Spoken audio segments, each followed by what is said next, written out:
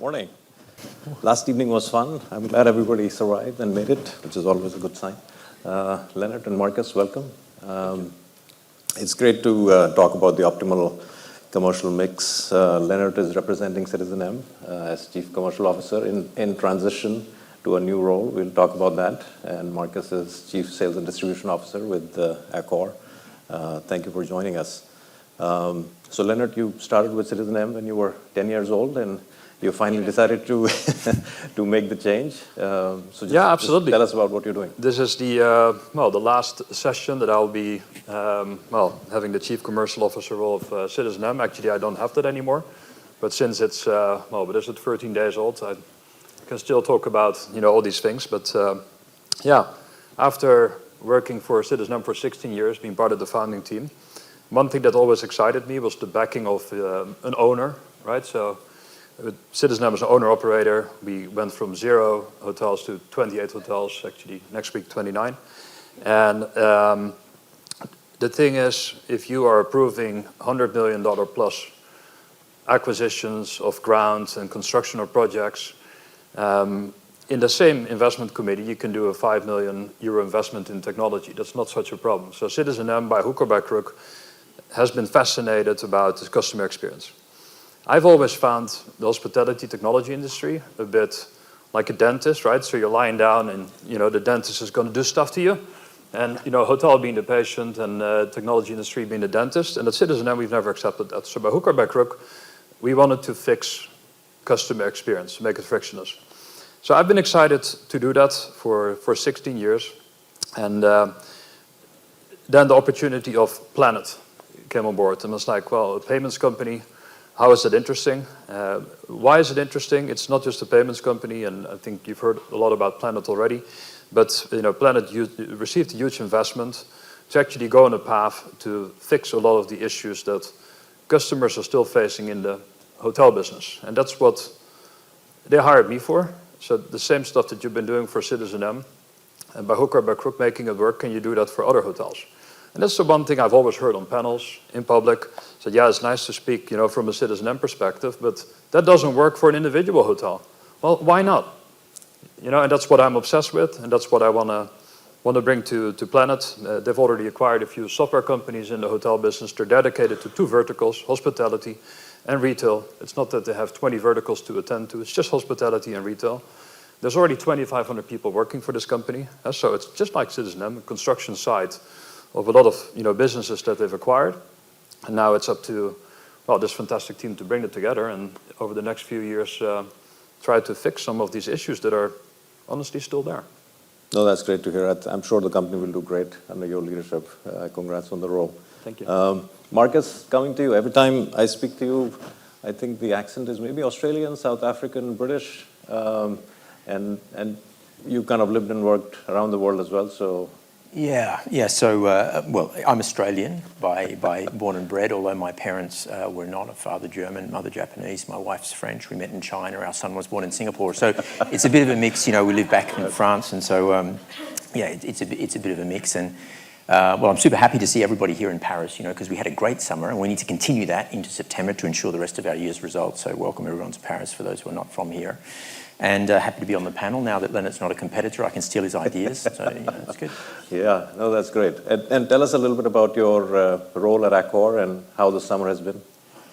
So I look after 3 disciplines at Accor. So I'm in charge of sales, all the sales, above property sales functions that we have around the world. So we have 48 sales offices in different countries, obviously. I'm in charge of all the distribution operations, connectivities with third parties, OTAs, GDS, TMC, so forth. And I look after our customer contact centres. So 1,500 people that are spread in 12 contact centres around the world. Obviously got a lot of hotels, 5,300 I think officially, 110 countries in 43 brands today.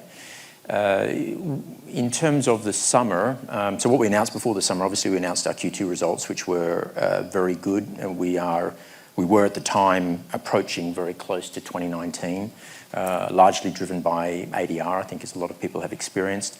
The only thing I can say officially about the summer is that, let's say that the trajectory that we were on has continued, if not accelerated. Certainly the results in Europe helped that. We have a lot of density here, but it was unexpectedly good in many, many parts of Europe. but not only. Put aside China, Middle East, North America, South America was exceptional. And obviously Southeast Asia has rapidly re-ramped back up after the progressive openings of different countries. So I think that when we announce the Q3 results, they'll continue that trajectory. Right. And Lennart, do you have similar thoughts? Yesterday we heard from MKG and STR, the occupancy levels, at least in key markets in Europe, are doing really well. The ADR was up by like 25%, which is great. Sandra got us a really good deal for room rates here. Otherwise, this hotel is selling like for 500 euros a night this week, which is high.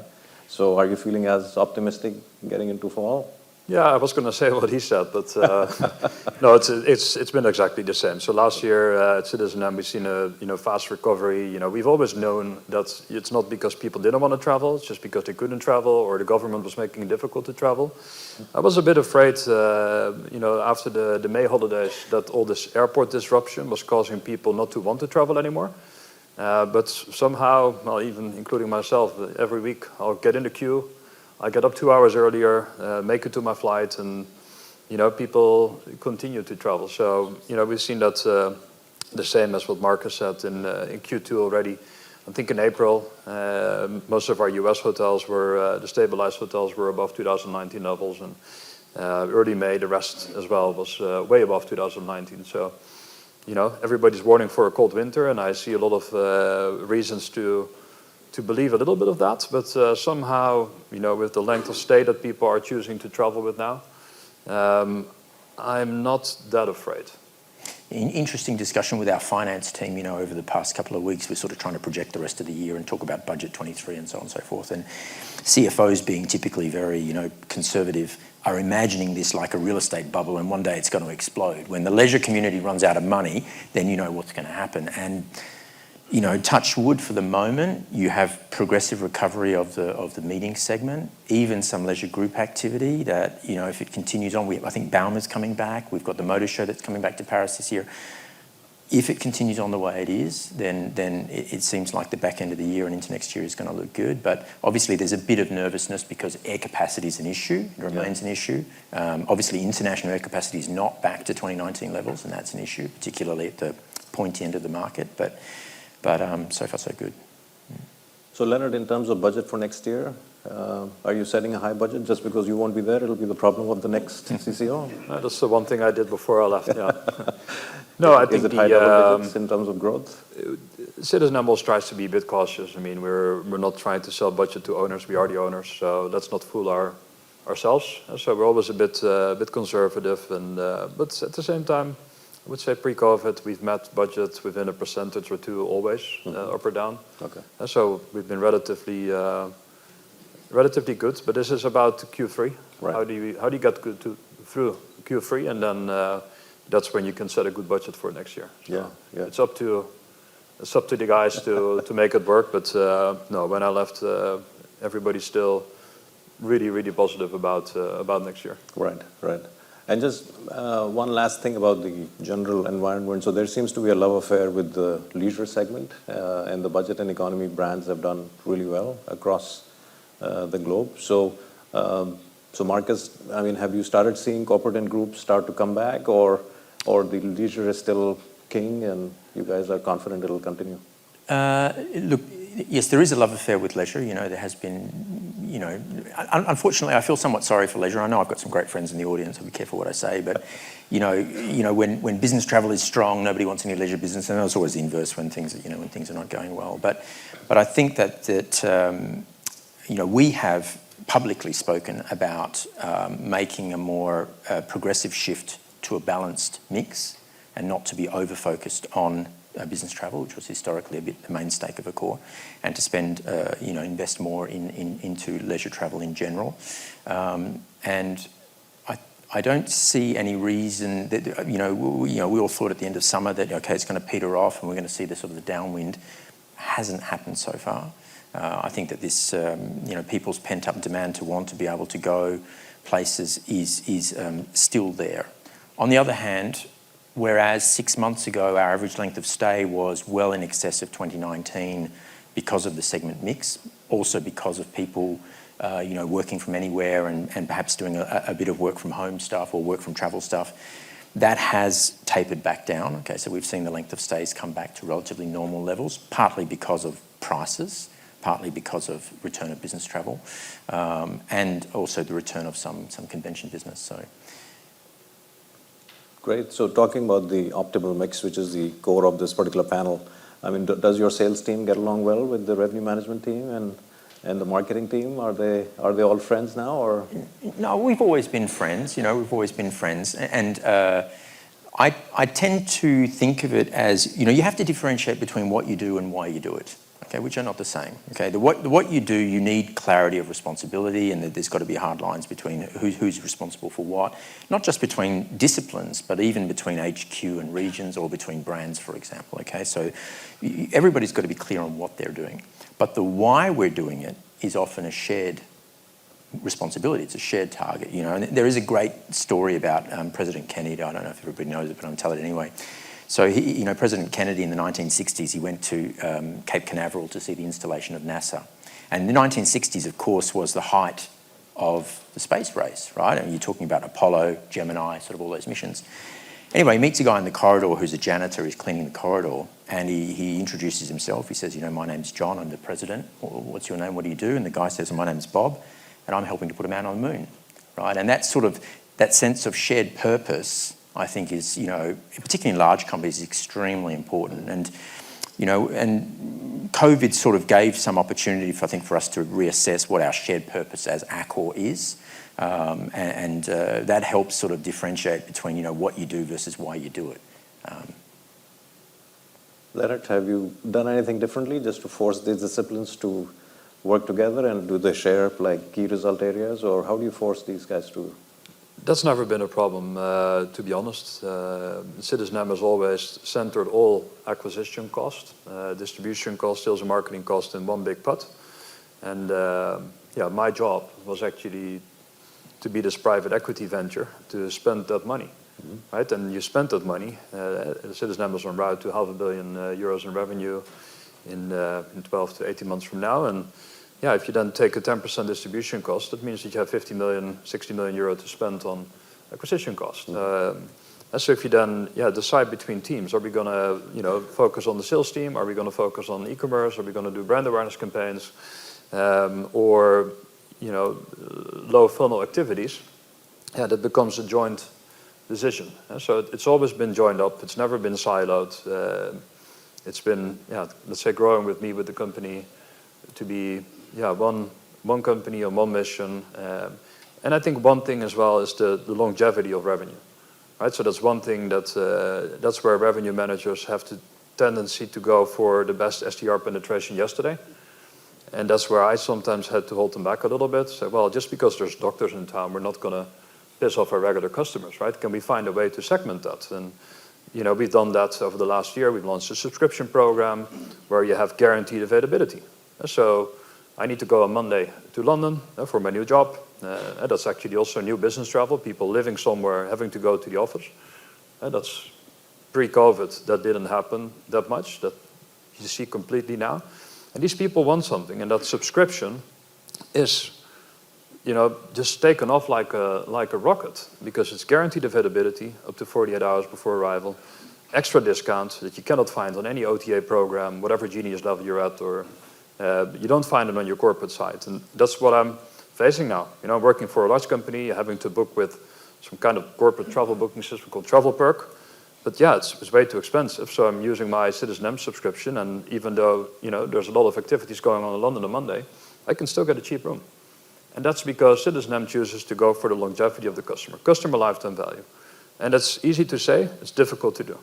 We spend millions on a customer data platform just to take all the customer data out of all these different fragmented systems. There was 12 systems in our tech stack that have customer information. And all of them try to merge and cleanse, and we asked them, please stop doing that. We'll do that. We'll build our own customer data platform on Azure. We'll try to predict customer lifetime value, and that's where you spend your acquisition money on. This is where you make your pricing decisions. And so COVID has taught us that the longevity of revenue is even becoming more important. No, that's great. I mean, last night at dinner, We were having a conversation with Booking.com and Google on how things work and how things are broken yet in the hospitality industry. I think CitizenM has taken an interesting approach to kind of solve that bottom up. But we're talking about optimal mix and distribution channels. So one of the questions that came up in some of the conversations is about long tail distribution and the value of the third party distribution and online travel agencies. So any thoughts from either of you on how do you choose a distribution partner based on what criteria, what value should they bring? Well, I would say we've taken a lazy approach over the last the last decade or so, and it's changing a little bit because of some revolutionary things that are happening that we do want to support. So we're always open for innovation and innovative partnerships. But I must say we've really focused on when it comes to the OTA landscape, just the big two. Let's get that business in. And we spoke to Airbnb at an early stage when they didn't want to work with hotels yet. We spoke to Chip. Asked him to sell CitizenM, and he said no, so I'll do it anyway. Because we thought Airbnb could be a good third leg on a two-legged stool. So yeah, overall, if there's another OTA popping up that says, hey, we want to sell your rooms, yeah, sorry, but it's just not worth our time. We're a centralized business. All of our business is done from either the Netherlands or the New York office. It's not that we have individual hotels making individual channel decisions. We're not just going to spend our time on that. We have other fishes to fry. We get enough business if we want from Booking.com and Expedia and Airbnb. Actually, we're trying to reduce that, so we don't want more OTA business. And we're more into, let's find these mobile citizens through marketing and that kind of stuff. So we've taken a lazy approach, and only when things like catalogs come up, this is where this is going to change the industry, then it's worth actually having a seat at the table. Right. So your focus is just play with the big guys because it's not too much of a distraction and you get what you need. And we didn't start. I mean, this is 2006 when I said, I actually said with one of the founders of Booking.com, I said, we're opening a hotel, Schiphol Airport, 230 rooms. We just want to get people that make the booking themselves. We don't want to do airline crews. We don't want to do wholesalers. This is 2006. Can you fill our hotel? So we checked the trends for Schiphol Airport. There's the guy buying the clicks at Google. He said, yeah, I think I can do that. So we already killed 50% of what a usual airport hotel would get in terms of segments. So we don't have this heritage of dragging along, all these tour operators and all this indirect business and all these price parity issues that hotels are facing and distribution issues, because we've been very focused from the beginning. We just want people that can look at an electronic screen, can make their own reservation, because if they can't, they arrive at CitizenM, they need to check in themselves. They need to operate a very digital room. They probably can't. You can get customers' complaints. And there's something broken about it. Why would you force transient travelers to pay double of what you get in through the back door with these buses? These are the people that leave TripAdvisor reviews, right? So if you want to get a €100 ADR, why start with discounting half of your business, at €60? It just means that the people that are giving you a review on TripAdvisor are going to pay 140. And that's, from the beginning, has been our distribution strategy. It never changed. We only focus on the transient traveler that makes a booking himself, because that leads to the best customer satisfaction. It's the best customer. Yeah. No, I think that's a good strategy because you have a very standardized product in key markets and key destinations. So you don't have the problems of some of the larger chains with multiple and I'm not saying this is a distribution strategy for all. I just think that, Markus said Accor has 43 brands. You are something for everyone. And CitizenM wants to be everything for someone. Right. So a very specific traveler. And we don't have, a couple of thousand hotels. It's just hotels in key cities. So our distribution game is quite different. Yeah, I mean, I confirm that's not our strategy, right? So we are in a multi-distribution strategy, multi-segment, multi-channel distribution strategy.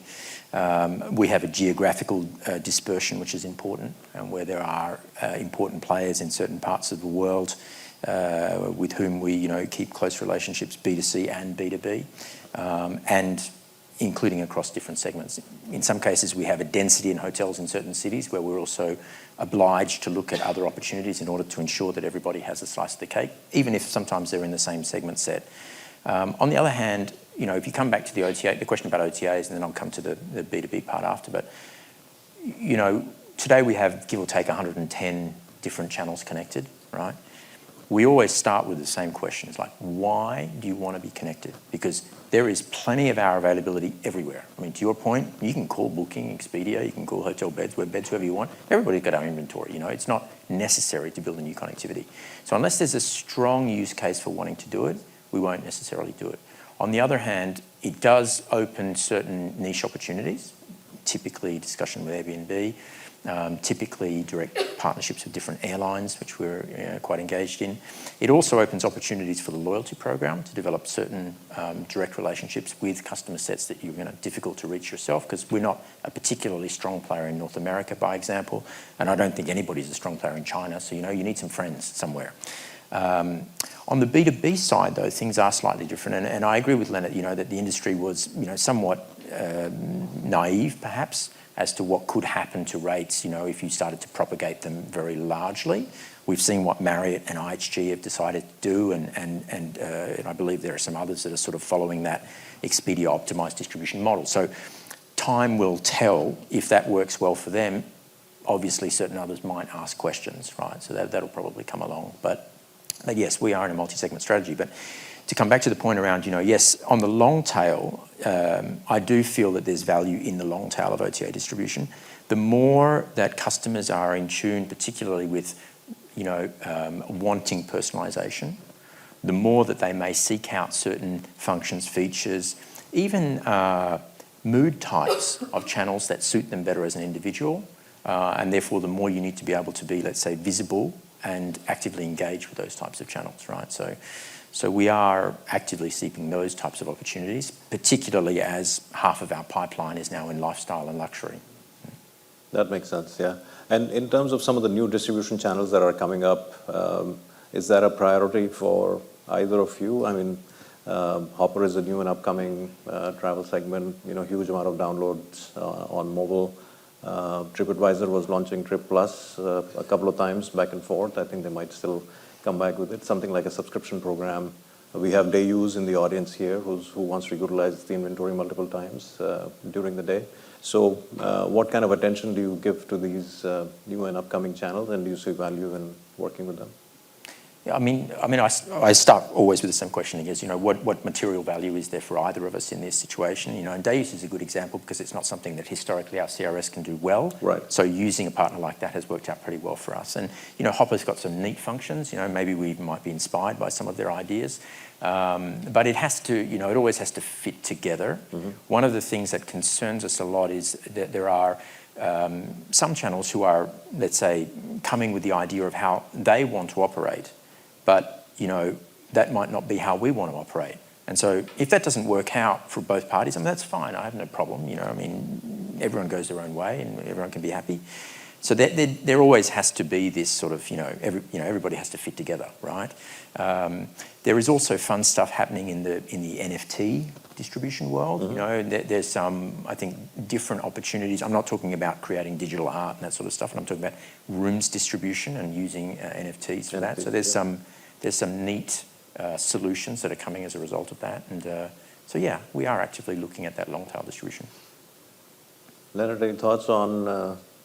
Do you think you'll lose more control, or no? Stay with that Absolutely not. With the growth, CitizenM went through COVID, doubled in size, big American rollout, unlocking a big market, and it's only the big cities: San Francisco, Miami, Seattle, Washington, Boston, etc. So we're not going to go and just dilute the product by putting crappy hotels managed by other people in tertiary locations. So with that focus, we're increasing our focus on that specific customer that we want, these people that travel to these big metropolitan cities every week, and we're hyper-focused on, getting a direct relationship with these guys. Mm-hmm. So we're not stupid. As I said, we're keeping an eye, but constantly, and I fully agree with you, people come to you and say, well, we do this, we do that. So, well, great. And it's even with OTAs. I've said to both Booking.com and Expedia for years at C-level, so I'd love to work with you guys, but don't just feed me reservations. Give me control. I'm after mobile citizens of the world. I can perfectly describe to you who they are. Give me those, and I'll be paying you a lot of money. I don't mind, paying 100% commission on the first date, if this is a customer that's going to come back. But that relationship, got to change for us. And if they don't want to do it, fine, then we'll do it ourselves. Right. So in the year of 2021, we were not profitable, we were losing money, we decided to spend $2 million on a brand awareness campaign in America. This is where we want to, really focus on. We developed subscription models, fully digitalized, the entire stack from end to end, just to make the life of customers simpler, to get a better relationship with them directly, and to find them directly. And so to buy the technology in the MarTech environment and customer data platforms, to get that done. So we're keeping an eye on things that might rock the ship, right? Because you still need Booking.com and Expedia and Airbnb. But the focus is on, these mobile citizens of the world. Right, yeah. No, that's a great way to put it. So one of the work group at Hetna is about revenue optimization, because historically Hetna has focused a lot on the distribution and the connectivity pipes. But to your point, I think what is the purpose of any organization is commercial optimization. And then, there's a big impact on revenue management and distribution and vice versa. Well, one of the examples in our revenue management team, they always show up with, we did 95% occupancy yesterday in London at £260. Our penetration was this. So okay, I don't care. How about tomorrow? And so one of the new metrics we implemented is customer lifetime value per day. Mm-hmm. So what was the total customer lifetime value of the people that are staying in that hotel at that day? I'm interested in that. Were these just one-offs, people coming for the funeral of Queen Elizabeth that will never come back?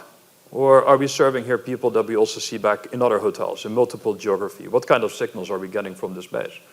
And that complexity of customer lifetime value, CitizenM is intensifying, right? It's not just about the monetary value, but it's also about what cities are they in? What other geographies are they using? What channels are they using? How long of a stay are they booking? And I would say that is relatively a new view on looking at your revenue optimization. But that's for us absolutely. Yeah, no, I agree. That's a good way to put it. Yeah. So at least in our software technology world, and now you're entering the dark side, so you'll probably measure this as well. But one of the ratios we look at is lifetime value versus acquisition cost, and what that ratio is, even in technology. So it's interesting that you're approaching that, in the hospitality. Well, I can tell you in the payments world that's pretty normal, because you get all this, activity around people using a credit card, and in the hospitality industry, I think we're hugely handicapped. Only if you have a loyalty card number, you can track someone's behavior, and that's why I've been intrigued by the payments business and opportunities that sit with payments, because people are using their credit card all the time, and can we break through the Chinese walls of the merchants, and all these questions I have, and the compliance guys might put me on the dark list very soon, but these are the things that I expect as a customer. I was in Miami 2 months ago at a random restaurant I've never been at, and they turned around a POS device and said, "Would you like the receipt to go to this email address?" I said, for a European guy, that's insane. I've never been to your restaurant. You know my email address? Did Amex share that with you? No, it was just one of these payment providers breaking the Chinese walls of the merchants, and somewhere you ticked off, you can use this data anywhere else. Right. It's like, if we're going to start doing that, using these payment networks to really recognize customers and really understand what are they worth, that's something that the hospitality industry needs. Yeah. Personally, I like the convenience of having it on my email, so I don't mind sharing my data, but I agree with you that it's a little spooky. And just a shout out for Mike Carlo and Xander Pay. I think the payment discussions at Hetna have really kind of taken off in the last couple of years, and it's good that Planet is here as well. So we look forward to those conversations, because in that overall connected trip, you can't really fulfill the whole customer journey without all these touch points. And currently, a lot of these things are broken. Well, you call it spooky, and I think from an industry side it's spooky, and compliance officers call it spooky, but as a customer I felt great. Yeah, it was right? I would sign my life away if I don't have to type an email address or fill in a piece of paper at some 5-star hotel with guys wearing tuxedos. Right. If I can just put in my credit card and they know who I am, I don't have any problem. Yes. I don't think a lot of people will have problems. Yeah, and when you have names like ours, it takes forever to type in that email, so so when I go to the Starbucks in France, I just say I'm Pierre, and that's easy, because otherwise they just massacre the name multiple times. But Markus, we're wrapping up, but one more question that came up in the discussions yesterday is about attribute-based selling. You've got a gigantic portfolio, and I think the revenue management world is getting excited that now you can break down the product into multiple ways, with view, without view, combining with different products. Are you guys at Accor excited about doing that, and at what point do you confuse the customer, and how would you approach So it's an active discussion Okay. internally, as I guess it is with a lot of all hotel chains, and it's a sort of an extension of where customer expectations are going. Coming back to I guess the discussion about personalisation, even though there is a very fine line between creepy and useful.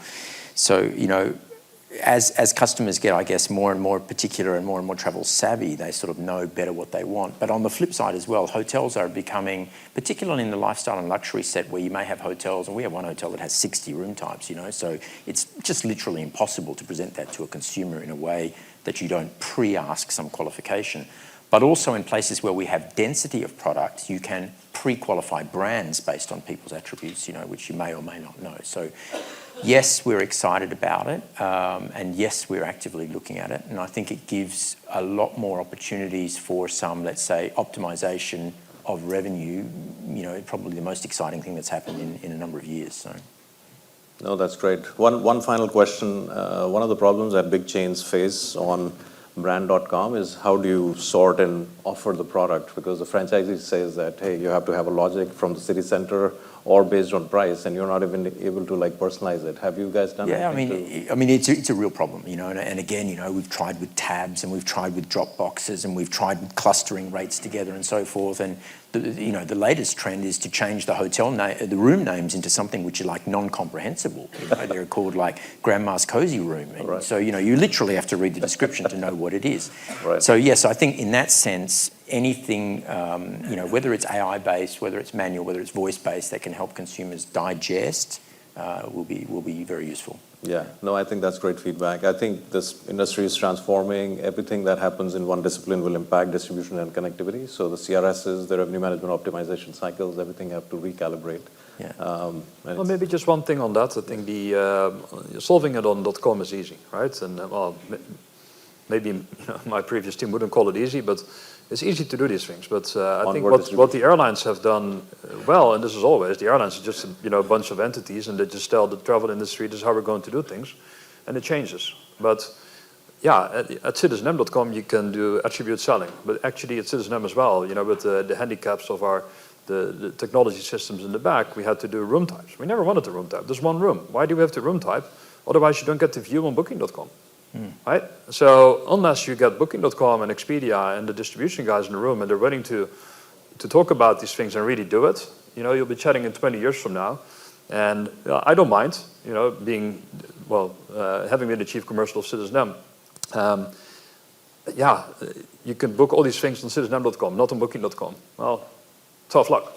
It improves the direct booking percentage, but that's really what the industry got to solve. The onboard distribution, if you don't get this attribute-based selling on there, then it will never happen. And the best part about that is it's going to keep us employed for years, because it's so complicated. It's going to keep Hedna alive. We'll get to keep selling meeting rooms like this to you all for another decade. Yeah. So.